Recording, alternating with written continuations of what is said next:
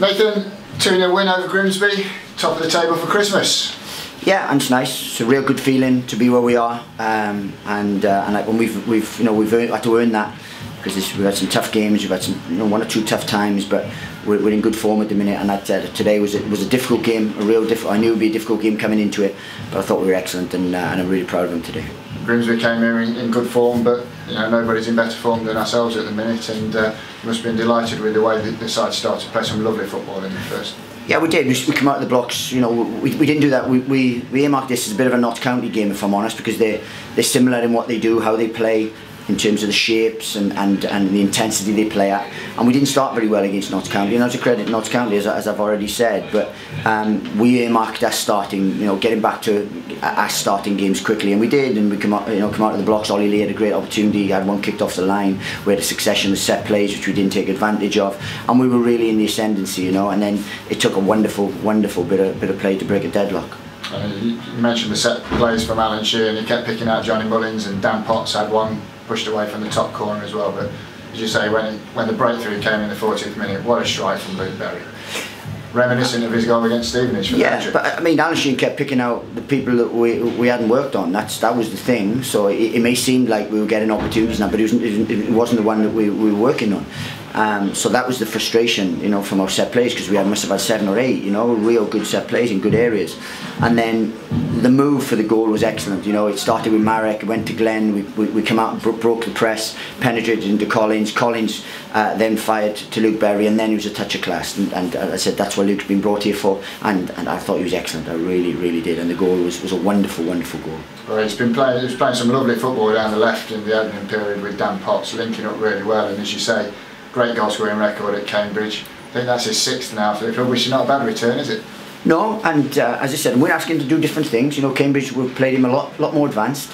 Well, we don't. We're asking him to get involved a lot more in the build-up and so on. So his goal tally may diminish slightly, but he's chipping in with goals at vital times. And today was a sublime finish. It really was. He took aim with a lot less culture, hit the scoreboard and blaze and stuff, but he picked out the top corner, and it was a wonderful finish. And I said, look, that's what you get when you buy quality.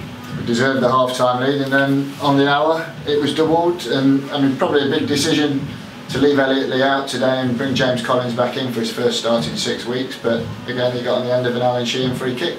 2-0. Yeah, it was a very tough decision, because Elliot Lee's been outstanding, but I didn't leave him out because of his performances. I left him out because the way we played against Notts County, I didn't want to repeat of that, and I wanted to make sure that we were into the front and played off the front, and James Collins an assist and a goal. So looking back on it, you'd think, well, okay, that's not a bad decision, but it wasn't meant to do that.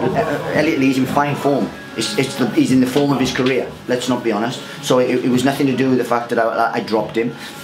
I rotated a front two, and it paid dividends because he did. But I'm really pleased that he got his goal. But I'm pleased really because I had a bit of a pop of chain for his lacklustre deliveries, and then when he puts on the button, we score from. And obviously that's into double figures now for James, joining Danny Hilton in double figures. It's great to have 2 strikers. Elliot obviously on 6 behind. They're all in form and firing, aren't they? Well, look, the more goals we can get, the more chances we got to win in football games. The more football games we get, the more chances we got of getting promoted, and that's basic maths really. And as I said, James has had to be patient. He's had 4 or 5 games out. In those games, we won 4 and drawn 1. So it's a big decision to bring him back in terms of that. But we brought players here to compete and to do well, and we hopefully in God's will can cover every eventuality, and today I went with those, and he repaid me. And just as important at the other end, I think it's an 11th league clean sheet of the season for Marek Steck. Important to keep it tight and see it through, wasn't it? And look, and the back, Glenn and the back 4 really put them. Well, everyone's really put their bodies on the line later on, because they were trying to shoot from in and around the box, but nothing got through to Marek. So no, it's brilliant. It was a team clean sheet, because we press from the front, we work hard, we limit the amount of chances people get. That's what we try to do. So look, it's a collective clean sheet, but that's the foundation you have to build on. If you build on a foundation of clean sheets, then in theory you only need 1 to win. And look, and the way we play and the players we have and the structure we have, we always have opportunities to score. Over 9,000 here again today. Great atmosphere as you came off. We've seen the response to the Newcastle tickets in the week, almost 6,000 sold already. There'll be another 1,500 odd going to Swindon on Boxing Day, no doubt. Fantastic support, isn't it? Oh, it's wonderful. You know, the support we have is truly wonderful. It really is. And I keep saying about it, they never surprise me. That doesn't surprise me or anything, but they're getting right behind the team. The team are giving them performance. So it's a good feel-good, you know. I mean, it's a good feel-good factor here because both are driving each other on. But we need the crowd, and our record here is very good, you know, in terms of our home form. And I said they drove us on today. And let's not forget, this is a tough game. It's a real tough game because, you know, I know Russell. I've played under Russell. And I know what Russell's all about, and I knew he'd have his time organised, and it'd be a difficult game here, and that showed. And I said, I thought it was an excellent performance. I really did. And obviously that gap now between ourselves and Notts County is 4 points, but the most important one for you is the 10-point gap to 4th place, and to go to Swindon now, that's a real boost, isn't it, going there on Boxing Day with that gap? Well, look, it's halfway through. We're in a good place. What we have to do is make sure that we come out of the Christmas period in even better form. We want to come out of the Christmas period in even better position than we go into it. So we're not going to take our foot off the pedal in any way. And I said it's important we back that up. And, you know, we've already lost to Swindon, so we know what a dangerous side we do, and that's all the motivation we need. Christmas message for the fans as they go into Christmas Day, 2 days' time.